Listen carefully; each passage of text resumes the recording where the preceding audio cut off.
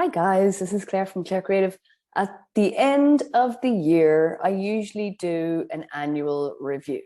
I've made some changes to my process this year and I thought I would share it with you today. Let me share my screen. So this one. So these are 5 journal prompts. If you're not really a journaling person, that's okay too. To wrap up the year and look forward to next year. So this was all prompted by a post that I did on Instagram the other day, based on a conversation that I was having with a business coach. And she was asking me, well, why are you working for yourself? Why are you doing what you're doing? And I just thought, I've kind of revisited my why in recent times. I'm going to talk about that in a minute.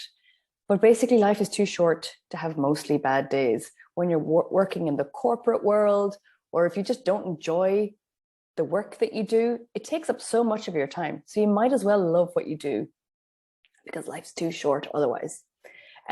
So in the next few slides, I'm going to look at the year gone by, the year to come, and a few other little bits and bobs. So let's go. The first one, you got punched in the face, and that's okay. This came from Gary V. You know, Gary Vaynerchuk, he's a kind of a shouty internet personality, entrepreneur, digital marketer. He does have a lot of good advice though. He says he loves getting punched in the face, which is just kind of Gary V language for saying it's okay to try and fail, because trying stuff is courageous. You're taking risks, you're getting out there, you're trying to make something work, and it's okay. So the first prompt is to write down all the things that really didn't go your way this year, the things that you tried and failed, or it's just something that you had intended to do, or you had hoped for a certain success and it just didn't happen that way. So it's okay to get punched in the face. It means you're trying. Thanks, Gary V, for that one. So success is yours to define. This is something that people often start with. I prefer to get the fails out of the way first, but success is yours to define. What happened this year that was great? Try to push past your income, or how much money you made, or how many new subscribers or followers that you got. Try to push that out of the way. Well done, by the way, if you did hit all your money goals. But look at your relationships, your work, how you feel about your work, all of the things that really did go well, or that you're really happy with, or just something that pops into your mind is like, well, something good that happened this year. And if possible, can you acknowledge the people who helped you along the way? I think gratitude is always a good idea. It's always a good idea.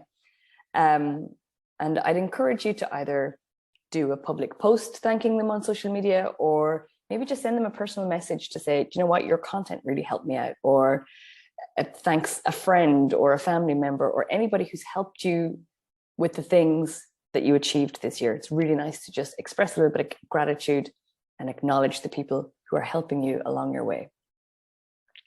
The next one is one that is in every year's review for me, is could you be doing less? Basically, can you be doing less better? And this is all geared towards getting the focus on the work you love, rather than just all of the busy things that you can be doing when you have your own business.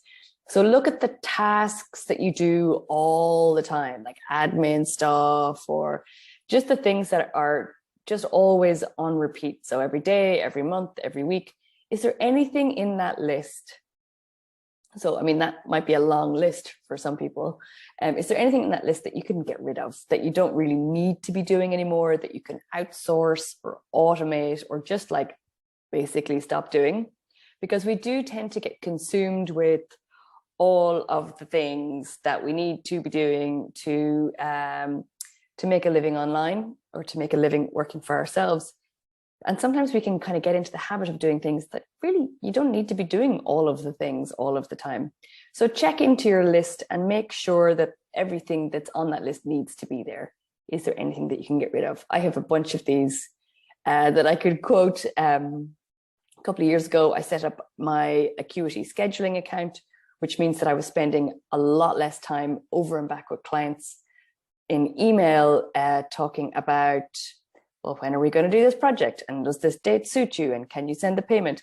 Now it's all in that one system. So I can track people's payments. I can track their appointments. I can track everything. So that was one massive thing that maybe freed up about 4 or 5 hours a week for me. So that's one example.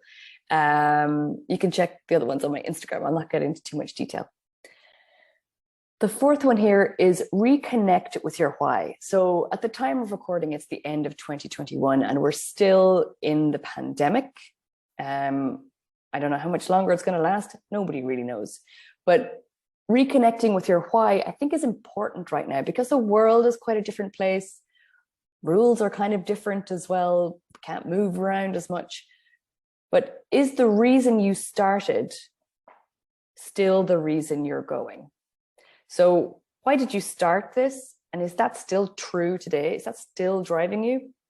So if you haven't heard of this concept of the why, it's a pretty common term now. It was popularized by Simon Sinek.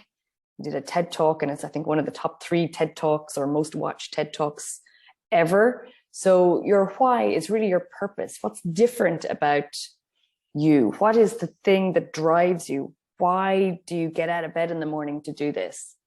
So reconnect with that. In this moment, the person that you are today, is your why still true for you? So to look further in that, you can look up anything by Simon Sinek. He talks a lot about purpose. So the fifth and final one, what can you give? So when I was doing this exercise for myself, I was like, okay, so I've done the wins, I've done the fails, I've looked at the why, I've done all this stuff. Now, what's my goal for next year? And it just didn't feel right. It didn't feel like, it just didn't feel possible to set a goal. Last year, when I started the year, I set goals like every year, put numbers to them, made it as realistic and feasible and measurable as possible, like the smart goals advocate that I am. But at this, like very early in 2021, all my goals just fell by the wayside. It just wasn't realistic anymore. It just wasn't a possibility because of the pandemic, school closures, just stress because of all the work that I was doing. So the goals that I set last year, yeah, I hit some of them, but I didn't really care, to be honest. What I actually did was I prioritized rest, and I made sure that I was doing the things that kept me healthy and sane, basically. So I kind of tuned into my creative hobbies, I tuned into my fitness hobbies, and I prioritized those kind of almost above all else. Obviously, I've got kids, I was looking after those guys too. But this year, instead of setting a goal that's ambitious and hustle, fueled, I wanted to consider what I can offer, what I can put out in the world that will help the community around me, that will help people to achieve something, understand something. But I want to start by not what I want to get, but what I want to give. So that's really, that's as simple as it gets. Because that's one of the only things that you can control. You can only control your own behaviors. And in the last couple of years, there's a lot of energy gone into making plans and then they get cancelled, or lining up events and trips and all kinds of things. And you put a lot of energy into preparing and getting ready for them. And then the thing gets cancelled last minute, or just can't go ahead, or is postponed again and again and again. And there's a lot of energy that goes into looking forward to something. And when it's cancelled, you just don't get that boost of energy that you would have gotten if the event or thing had gone ahead. So you got to look after yourself, I think, is basically what I'm trying to say. I know it's a little bit silly, a digital marketer telling you, to look after yourself in this way. But I think if you're a company of one, if you're the one in charge here, you got to look after yourself, because it's just not feasible otherwise. And the only thing that you can control is your own thoughts and actions. So something that you can definitely control is how much you give, how much you offer to others. And that's what I'd like to encourage you to do with this prompt here. And in return, maybe your giving can open up opportunities. What would you be open to as an opportunity this year? So It's not goal setting in the traditional way, but how much can I give? Who would want to receive what I have to give?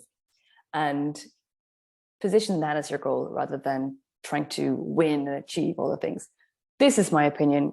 Set goals as much as you want. That's up to you. But I would like to encourage you to consider what you can give and what opportunities you would be open to. So go through this list. I'll list it in the description below so that you can take your time with it. Actually, I'll link to something that you can see in the description below. Just take some time to notice what each of those prompts brings up. So there are no wrong answers in this. This is brainstorming, stream of consciousness stuff. Don't try to judge what comes out. A stream of consciousness is a kind of journaling. It means just writing down your thoughts as they come to you, not really rereading, proofreading too much, not really overthinking or exploring it too much. But just by letting that flow happen, letting that stream of consciousness happen, some things that might come out that are surprising to you because you're tapping into something other than like what's front of your mind right now. Just note those thoughts as they come down onto the paper and see what happens. So do let me know how you get on. This is me, Claire at Claire Creative. So I'm clairecreative_com on Instagram, and you can find me at clairecreative.com. Thank you so much for watching. I hope that was helpful. Have a lovely end of year. I'll see you soon.